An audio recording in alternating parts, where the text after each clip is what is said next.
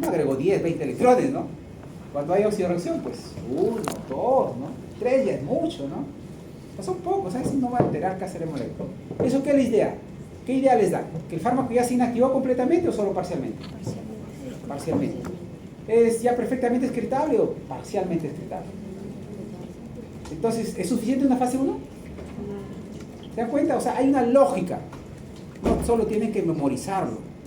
Hay una coherencia. Recuerden, ¿qué pasa en fase 1? Oxidorreacción. No cambia mucho la molécula. No es suficiente una fase. En la segunda fase, ¿qué reacciones hay?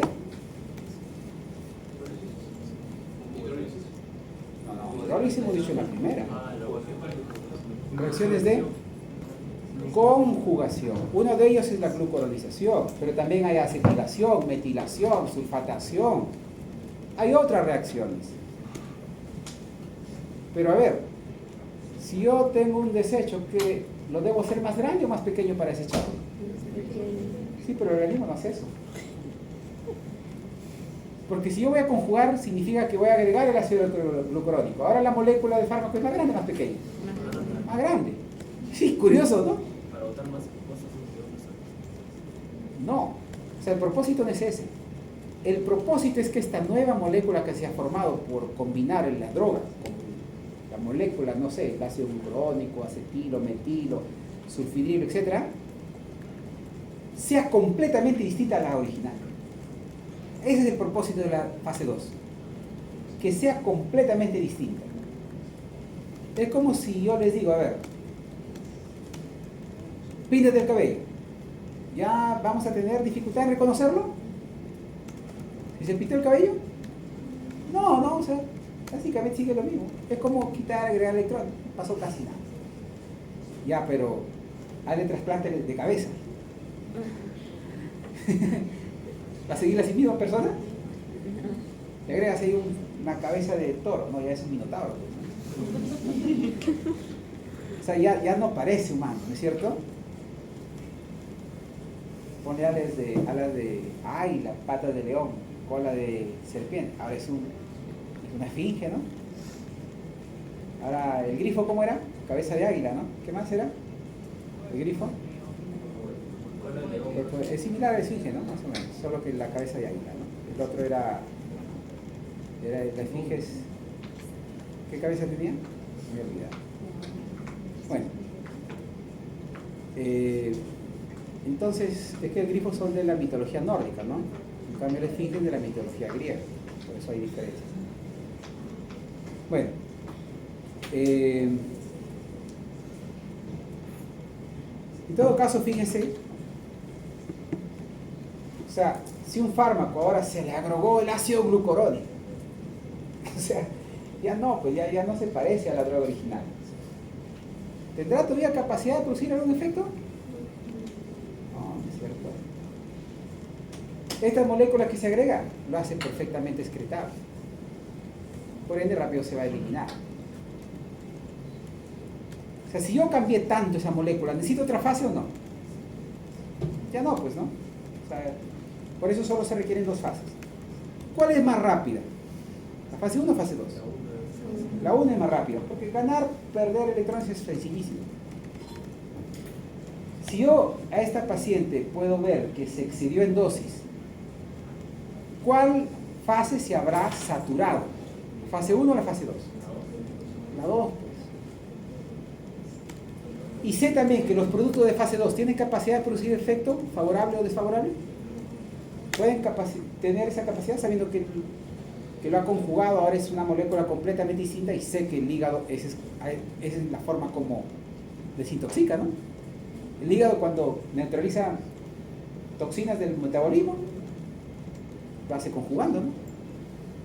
O sea, un metabolito de fase 2 podrá causar bien o mal. ¿Tendrá capacidad de algún efecto o no? Ya no. Y es la fase que más laboriosa es, la más saturada. Por ende, si yo digo, el exceso de este fármaco, ¿el daño lo habrá causado la droga original? ¿O metabolito de fase 1 o metabolito de fase 2? ¿Qué dicen ustedes? ¿Y por qué no? ¿Será la droga original la que causa el daño? si fuera la droga original, ¿necesitará excederme para causar daño? No es cierto, porque la droga es como cianuro, ¿no? O sea, puedes ingerir partes por millones de cianuro, igual te va a matar. Porque la sustancia original es la que causa el efecto tóxico. Paracetamol no necesitarías excederte para dar insuficiencia hepática. ¿De acuerdo? Entonces, ¿será fase 1? ¿Un metabolito de fase 1 o será un metabolito de fase 2? ¿De fase 2?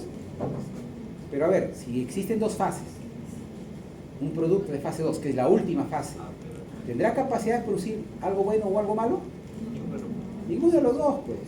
Nuevamente, ¿cuál es el que ha causado el daño? Metabolito de fase 1. ¿Cierto? Es el NQ, ¿no? Un derivado cisteinado del acetaminofeno, ¿no? Ahora, el problema está en que este compuesto, ¿qué pasará? ¿Se oxidará o se reducirá? Es decir, ¿gana electrones o dona electrones? Gana electrones, se reduce. ¿Ya? El problema es que ¿de dónde saca para ganar sus electrones? ¿Qué en nuestra fisiología provee electrones? ¿Recuerdan? ¿Bioquímica? No.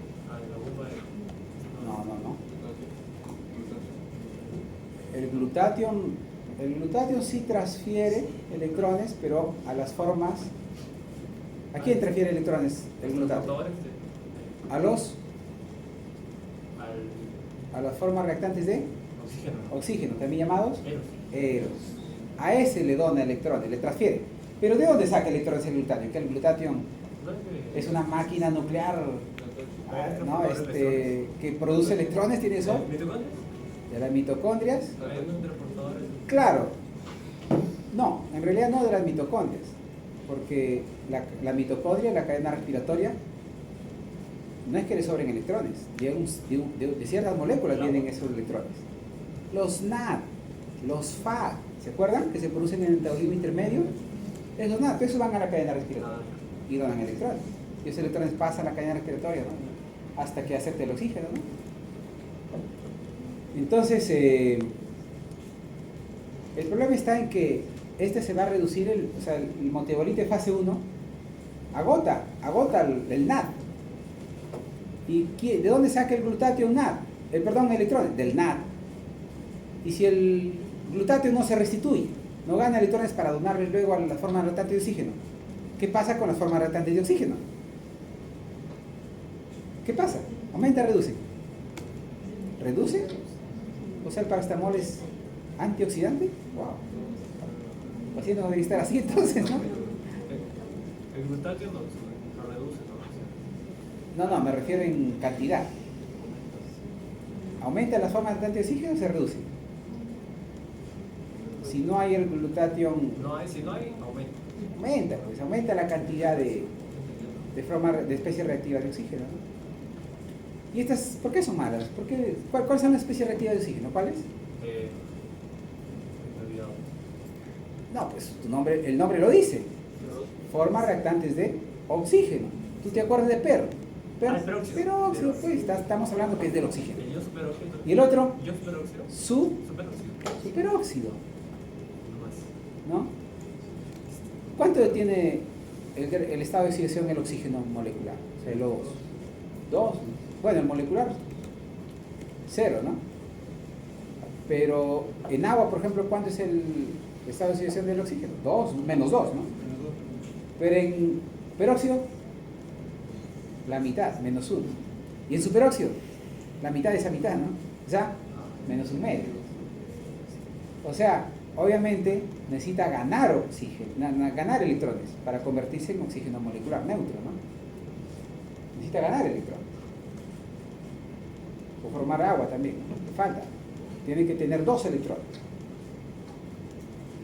Si tiene 1, medio, bueno, no propiamente medio electrón, sino que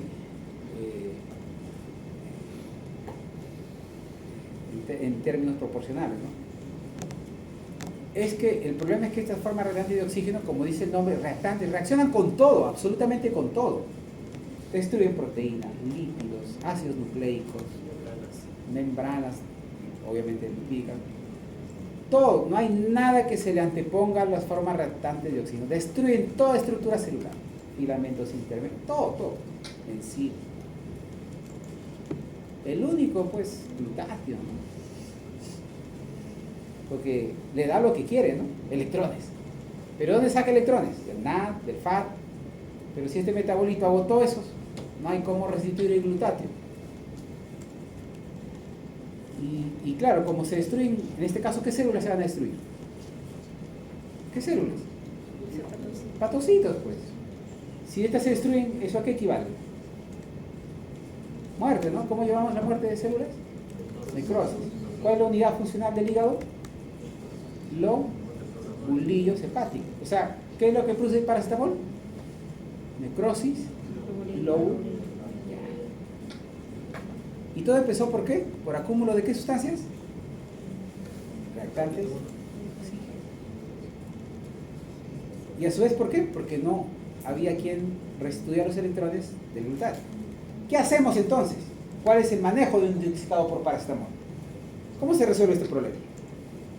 ¿Cómo evitamos que se extienda el hígado? Es muy resiliente, no puede estar, vamos así a exagerar, necrótico, pútrido, si quieren, el 80% del hígado, el 20% restante va a hacer el trabajo muy bien. Pero aquí es tan masiva la necrosis lobular y agudo también que pues no hay tiempo, ¿no?, de adaptarse. Pero ¿cómo podríamos evitar que se extienda esto y el hígado rápidamente se va a regenerar al 100%? Pero ¿cómo logras eso? Restituyendo el glutatio. ¿Cómo restituyes el glutatio? Más nada, sí, pero eso depende del metabolismo intermedio y eso tiene sus factores limitantes, ¿no? O sea, tú no puedes decirle, oye, apresúrate, cerebro. Es proveer sustancias que también pueden donar electrones. La N-acetilcisteína puede hacer eso.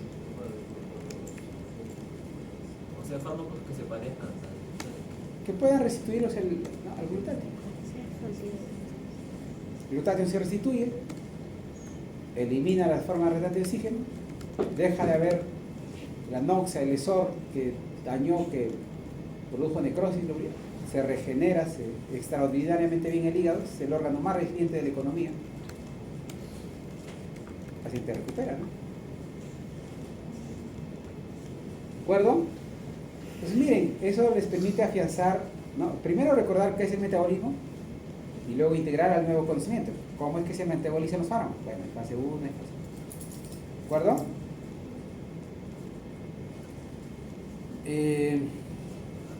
Este domingo tenemos, como les dije, actividad con otras secciones, ¿ya? Farmacodinámica. No creo que alcancemos farmacodinámica. Vamos a agotar farmacocinética, no va a haber mayor problema ahí. Pero farmacodinámica sí lo dejaríamos por el domingo. Si alguien no puede asistir como su compañera, ¿no?, van a quedar las grabaciones, ¿no? Yo sé que ustedes se habituaron a Zoom, pero ya ha suspendido su cuenta de la universidad, al menos para los docentes. Algunos por ahí lo veo todavía comparten Zoom. Yo todavía he visto que tengo Zoom, ¿no?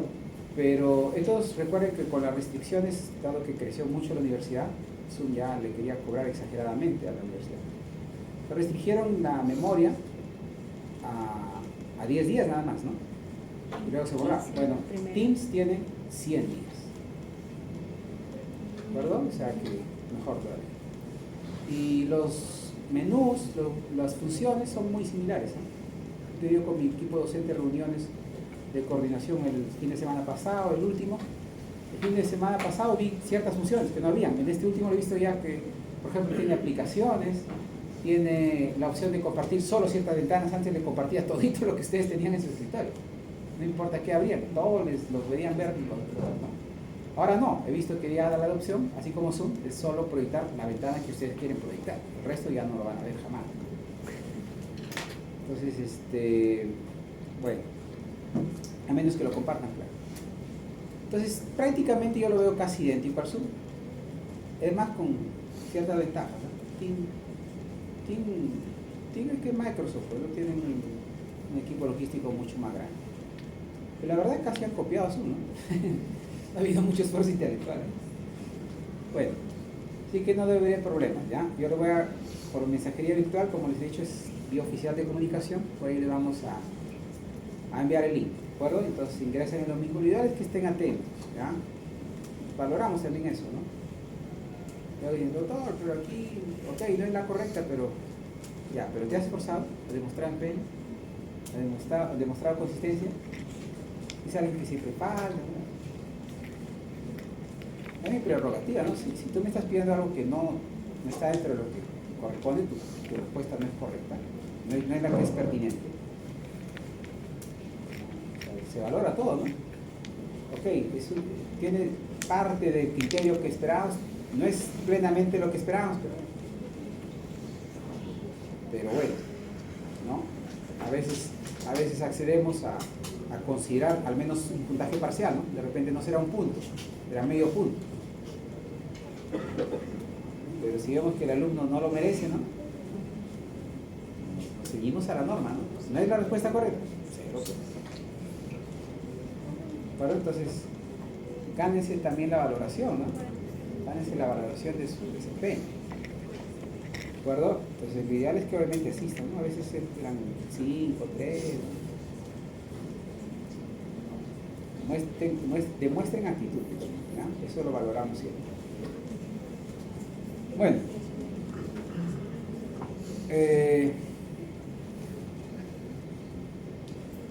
entonces, bueno, avancemos con tranquilidad. Fármaco, nos queda 1 hora, ¿no? 1 hora exacta, casi, pues 1 hora 2 minutos.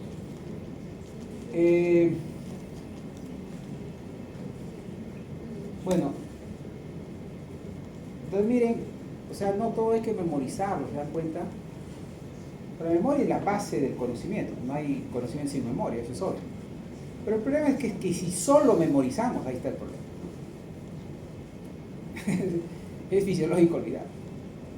Entonces, miren, o sea, así razonando lo podemos recordar, ¿cierto? Fase 1, fase 2, sabemos en qué consiste, sabemos qué puede pasar. Por último, bueno, este no es tanto farmacocinética, sino farmacodinámica, ¿no? Paracetamol es analgésico, antipirético, antiinflamatorio. Bueno, en realidad los tres, técnicamente hablando, al menos en laboratorio, los tres. Pero en la práctica es solo analgésico y antipirético. Pero a ver, hay procesos que podrían ser similares a la inflamación fisiológicos, ¿no? Por ejemplo, en riñón se produce prostaglandina E2 para dilatar las aferentes y que haya una buena perfusión renal. Entonces el riñón, cuando recibe buena cantidad de sangre, dice, bueno, estamos bien, aquí hay suficiente sangre, suficiente volumen. No activan el sistema renina-angiotensina-aldosterona para retener sodio, no lo hacen. Pero ¿qué pasa si al revés? Interfiero con la producción de prostaglandina E2. Se va a activar el sistema ioxalovelular, va a liberar renina y se activa el sistema renina-angiotensina-aldosterona, que lleva a la retención de sodio. Ustedes dirán, ¿el paracetamol podrá aumentar la presión como lo hacen todos los AINES? Sí lo hace. ¿Es un AINE el paracetamol? Sí. Si no fuera AINE no podría producir como RAM aumento de presión. No podría ser. Otra demostración que es un AINE. Sucede que en el periodo fetal, recuerden que la sangre llega por el lado venoso, ¿no? La vena umbilical lleva la sangre oxigenada. Y más bien las arterias umbilicales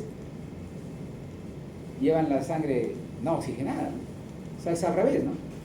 Pero, a ver, la aorta igual, ¿no? Las vasos cerebrales todos nacen de la aorta, de las carótidas primitivas, etc. De todas maneras, por la aorta, por las arterias tienen que llegar oxigenada. Pero ¿cómo pasa del lado venoso al lado arterial? Bueno, por la ventana oval y el conducto arterioso. Conducto arterioso de la pulmonar izquierda del caído aórtico, ¿no? Pero una vez que nació el bebé, ya no debe haber ese conducto arterioso. El problema es que a veces nacen prematuramente. Y tardan. En teoría no deberían tardar más de 48 horas para cerrar su conducto arterioso. Y los niños lo hacen más rápido que eso, ¿no? Los que nacen a término. Pero los prematuros tardan. El problema es que en el periodo fetal pasa del lado derecho al izquierdo, o del lado venoso al arterial. Pero una vez que nace el bebé, ese shunt, si no se cierra este conducto arterioso, va a ser al revés. Ya no va a pasar sangre de la arteria pulmonar izquierda a la aorta, sino de la aorta a la pulmonar izquierda. ¿Y eso a qué va a llevar? Obviamente hipertensión pulmonar. Eso puede dar hipoplasia del pulmón, es terrible. Hipertrofia de vasos, terrible. El paciente puede morir por hipertensión pulmonar. ¿De acuerdo? ¿Por qué algunas personas que son los AINES sí pueden tomar este? Claro, es que hay varias clases de de AINES, ¿no es cierto? Derivado del ácido anólico, ¿no? Oxicanes, etcétera, ¿no? Hay varias clases. Este es el que pertenece, el paracetamol es la menos alérgica. ¿De acuerdo? No todos los AINES tienen la misma estructura, son clases muy disímiles. En lo único que coinciden es sus efectos. Ahí sí comparten todo, ¿no? Todos son gastrolecivos, todos son hipertensores, hasta el paracetamol. Todos aumentan el riesgo de trombosis, excepto la aspirina, ¿no? Todos son analgésicos, todos son antipiréticos. Comparten todo, excepto la estructura farmacológica. ¿De acuerdo? Es cierto. Si alguien es alérgico al ibuprofeno, cuidado, no le den ningún otro AINE, así no sea del mismo grupo. Pero no necesariamente aplica lo mismo para el paracetamol. Es que el paracetamol, ¿no? Paraminofenólico, tiene una estructura distinta. Ya lo van a ver en la presentación de AINES, molecularmente. Es muy distinta de las otras clases. ¿De acuerdo? Por eso. Pero es cierto, si alguien es alérgico a un AINE, ningún otro AINE excepto el paracetamol. ¿Verdad? Pero bueno, les decía del conducto arterioso. ¿Podría usar paracetamol para cerrar el conducto arterioso sabiendo que lo mantiene abierto la prostaglandina E2? ¿Podría usarlo o no el paracetamol? ¿O solo los demás AINES? ¿Qué dicen ustedes? También lo puede usar el paracetamol. Demostrado no es que es un AINE. Si es un AINE. La cuestión está en que lo que pasa en el riñón y lo que pasa en el conducto arterioso son procesos patológicos o fisiológicos. Son fisiológicos, ¿no?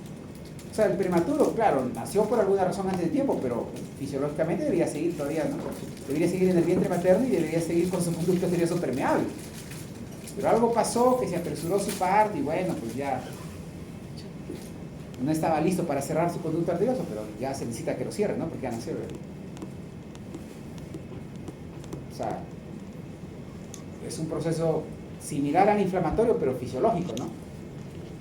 El paracetamol le alcanza para atenuar esos procesos parecidos a los inflamatorios, pero fisiológicos.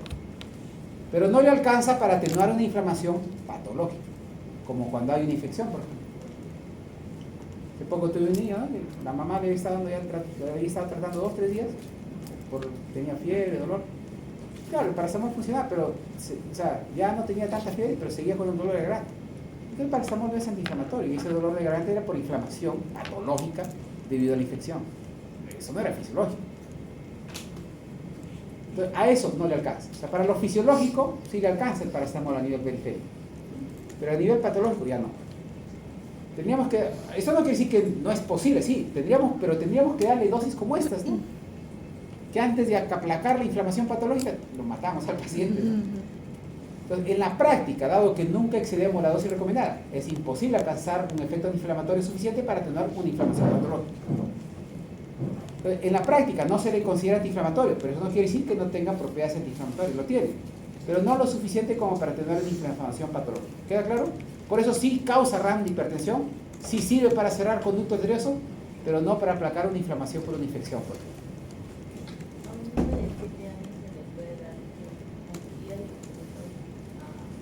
No, de 500 se podría dar. Hay niños superobesos, ¿no? Que tienen más de 40 kilos y sí, tienen 7 años. Eso usualmente pasa cuando alcanzan los 10 años, ¿no? Pueden rebasar los 40 kilos. O sea, más de 10 años o más de 40 kilos, les puede dar dosis de adulto. Pero si tiene menos edad y más peso, eventualmente también podría ser eso, pero cuidado, ¿no? O sea, también te expones a que pueda tener un efecto exagerado, ¿no? En ese caso, por ejemplo, ¿tú qué haces? Si yo digo que la dosis del niño es 15 a 20 por kilo, tú ajustas al peso, pues, ¿no? Ajustas al peso, no te hagas problemas. Entonces ahí si tú calculas, a ver, me sale que más o menos 500, ya ok, dale 500. Porque según el peso te sale que casi 500. Pero si te sale menos, no, pues dale la dosis que te sale. ¿De acuerdo? Ahora si tú dices, a ver, un paciente, ¿cuánto le doy? ¿15 o 20? O 10 a 20, que es la dosis, el rango, 15 el promedio. Bueno, si es obeso, pues dale 20, ¿no? Lo más probable. Pero si es un paciente, ¿no? Delgadito, ¿no? No come muy bien, ¿no? Está con peso por debajo del promedio. Bueno, a lo mejor dale 10, ¿no? A pesar que lo vas a calcular por kilo, ¿no? Pero por eso viene un rango, ¿no? ¿Cuándo yo doy 10? ¿Cuándo doy 20? Depende de lo que necesite el paciente, ¿no? ¿De acuerdo? Si un paciente nació con un error del metabolismo, bueno, no le vas a dar 20, ¿no? Le vas a dar 10, y hasta a veces podría ser menos, ¿no? ¿De acuerdo? Muy bien. Entonces, fíjense, esto es lo que... Es más farmacodinámica, ciertamente, pero... bueno, complementar, ¿no? Que todo es importante, farmacocinética, farmacodinámica. Bueno, la farmacología se ha enriquecido de todas las ciencias, por eso les decía hace un momento que es el curso más integrador de todos los de preclínicas. O sea, yo cuando ingresé enseñaba también desarrollo y crecimiento, porque era tiempo completo y me complementaban, ¿no? con algunas horas. No querían que me vaya a otra universidad. Entonces, me complementaban tiempo completo. Cuando uno tiene tiempo completo en una universidad, no puede ser tiempo completo en otra universidad, ¿no? Entonces yo como médico, pues he tenido obviamente preparación en todas las áreas, ¿no? Puedo enseñarles, ¿verdad? Pero estoy bastante a gusto de enseñarles farmacología porque es integrador. ¿Ven que repasamos todos? Acabamos de hablar de, ¿no?, de conducta arteriosa, de la anatomía, ¿recordar la anatomía? Es un momento, genética, ¿no? Perdón, embriología, recordamos. Es un curso integrador, plenamente. ¿Ya? Entonces, es casi como si repasáramos todo lo hecho en preclínica. Bueno, uno de los campos que esperemos que se explote más en nuestro país, como les decía hace un momento, aprovechando que con el COVID pues implementó laboratorios moleculares en varias ciudades del Perú, antes solo había en Lima, ¿no? Sería interesante también valorar si esas diferencias en la respuesta de un paciente a otro, que en promedio 10 a 20%, mayormente 10, algunos 15, 20, son explicados por diferencias en los genes que codifican enzimas, proteínas, receptores, etcétera, ¿no? Claro. Hay metabolizadores lentos, hay metabolizadores rápidos. ¿Por qué uno es lento y el otro rápido? ¿Con todos los fármacos? No, no necesariamente. Puede que sea solo de un cierto fármaco que el metabolismo lento. La farmacogenética nos dice antes de que se presente un problema. Porque si un paciente metaboliza lento y el metabolismo inactiva las drogas, le doy un fármaco, hay riesgo de toxicidad, ¿no? Porque lentamente va a metabolizar, no lo suficientemente rápido como para evitar que se acumule el fármaco en sangre. Toxicidad. ¿Qué tengo que hacer yo? ¿Esperar que eso pase? ¿Que el paciente venga con toxicidad para recién optimizar mi tratamiento? No. Lo ideal es ya, antes de prescribir, no saber qué va a pasar con este paciente.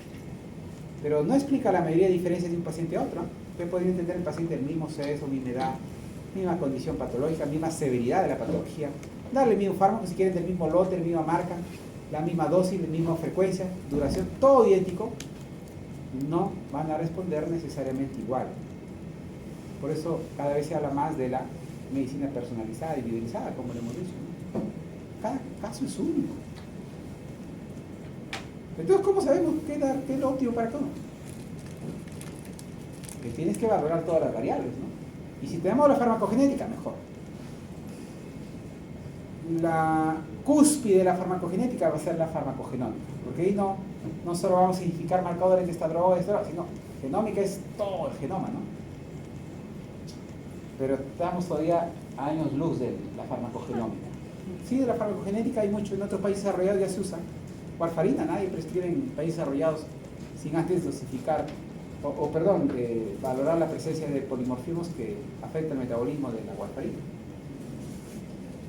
¿Ya? Es estándar, ¿no? Valorar eso. Ahora, no es tan difícil tampoco, ni tan inviable, ¿eh? Porque lo bueno es que los genes cambian o no cambian los genes. ¿Cambian sus genes? ¿Con los genes que nacieron ahora tienen otros genes? O sea, bastaría que decodifiquemos una vez. Tener una base de datos, como es en Estados Unidos, ¿no? En Estados Unidos el sistema médico está interconectado. O sea, supongamos, atendieron a un paciente, ese paciente viajó más tarde a otro estado. ¿Puede en ese otro estado comprar su medicamento que ustedes lo recetaron? Sí. Se va a la farmacia, se identifica. Listo, la farmacia descarga la receta que le mandaron en el otro estado, de repente en el otro lado, en el lado oeste, el otro fue en el lado oeste. digamos California, pues Massachusetts, Nueva York si quieren, más al norte todavía. Normal, le van a prescribir, le van a dispensar su fármaco, ¿no? Pese a que le recetaron pues, al otro lado,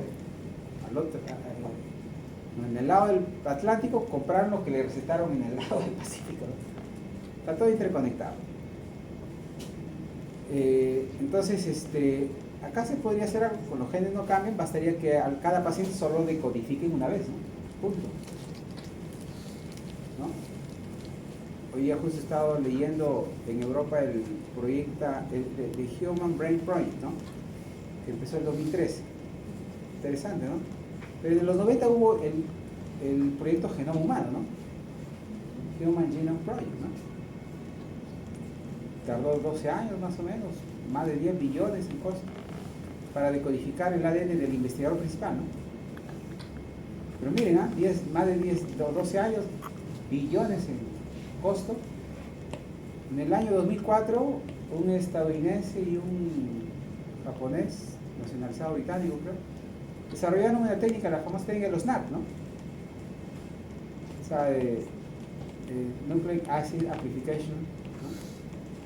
O sea, técnica de amplificación del ADN, lo cual decodificaba igual, 100% al menos de la parte codificante del ADN, no tanto así de la no codificante, pero la codificante, que es la más importante cuando se habla de farmacogenética, no en 10 años o 12 años, sino en 2 días, no con 10 billones de costos, sino con $500 de costo. Así de vertiginoso es el desarrollo. Obviamente ganaron un premio Nobel, fue en 2008 creo que ganaron el premio Nobel. Bueno, y hasta ahora, ¿no? Los métodos moleculares que hemos usado, por ejemplo, para el... Ahorita todos los métodos moleculares usan NAT, todos usan NAT, no hay PCR sin NAT, todos son NAT. ¿Ya? Entonces así es el avance, muchachos. Pero lo interesante sería, ¿no?, que decodificamos de un paciente, no van a cambiar sus genes. Por ahí solo acceder, miren, le voy a prescribir, nunca le voy a recetar warfarin, le voy a prescribir, consulto la base de datos, ¿tiene este polimorfismo? Sí lo tiene, mejor le doy un anticoagulante. ¿O no lo tiene? Con tranquilidad le doy warfarin. Miren la potencialidad que tiene, ¿no? En otros países ya lo están usando. Acá ha habido estudios, pero de investigación, no hay un hospital, una clínica que rutinariamente haga esto, que debería, ¿no? ¿Qué es etimológicamente farmacología? Bueno, el estudio de los medicamentos. ¿Pero qué? ¿Fármaco es igual medicamento que fármaco? No. Decimos que el estudio de medicamentos porque no solo hay que estudiar el principio activo, que es el fármaco, sino también los excipientes, el vehículo. Si yo digo Panadol, es un medicamento, no es un fármaco. El fármaco es el paracetamol.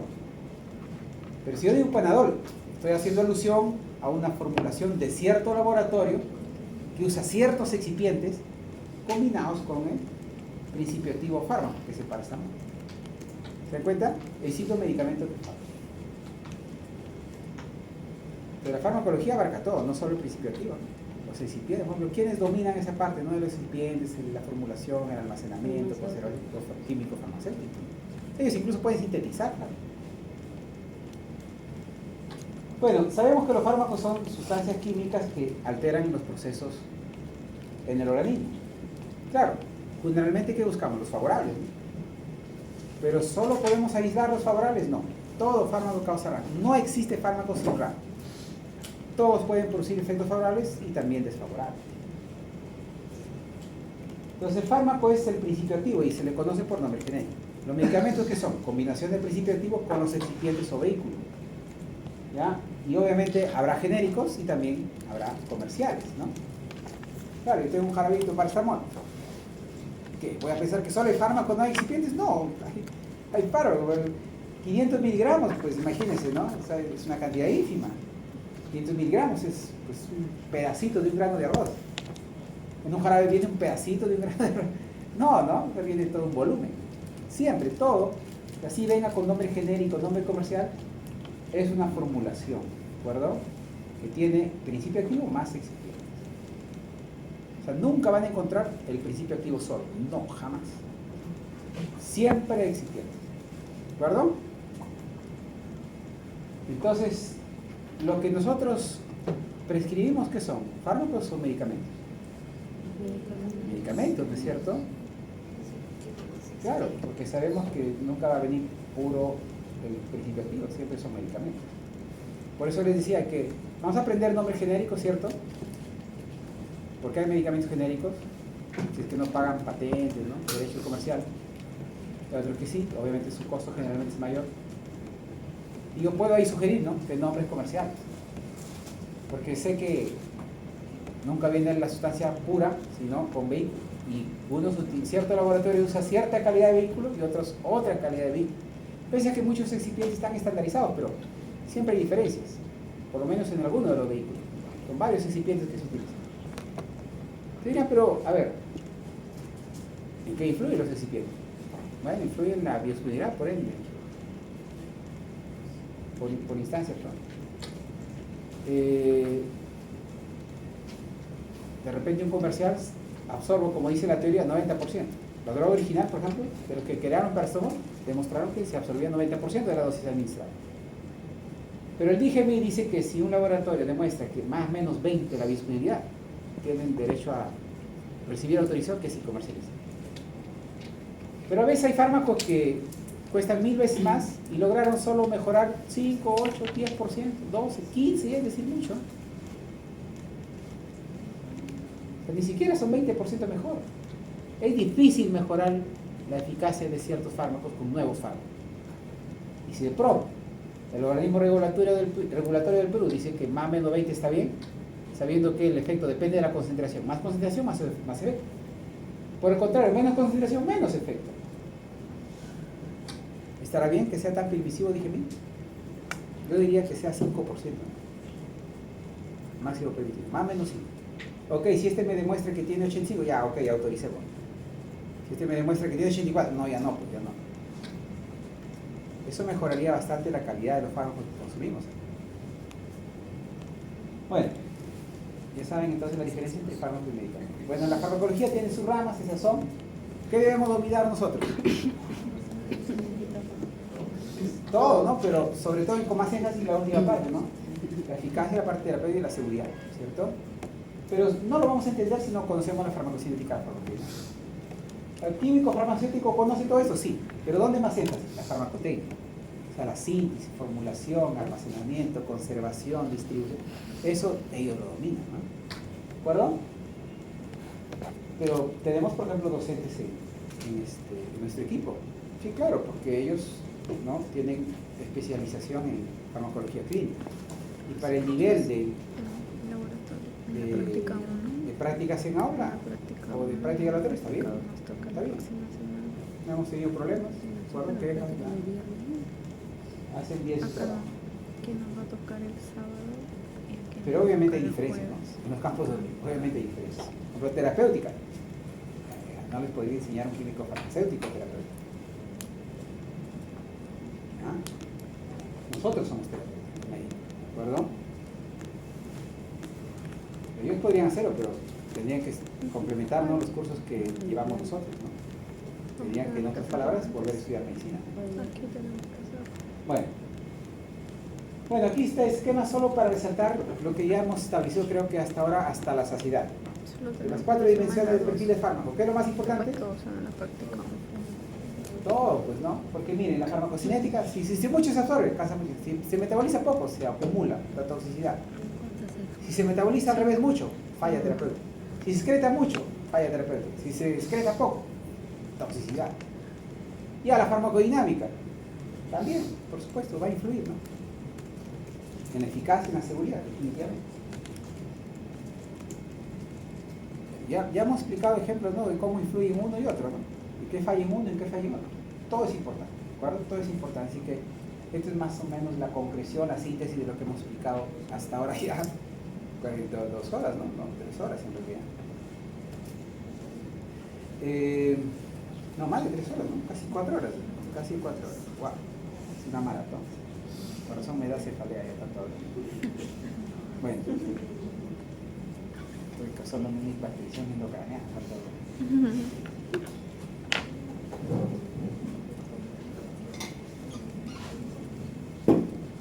Bueno. ¿Ustedes también? ¿También? ¿Sí? ¿Seguimos? ¿Seguimos o no seguimos? Un receso de 5. Sí. Ya, son, bueno, de 10, ¿no? A las 8 regreso. ¿Ya?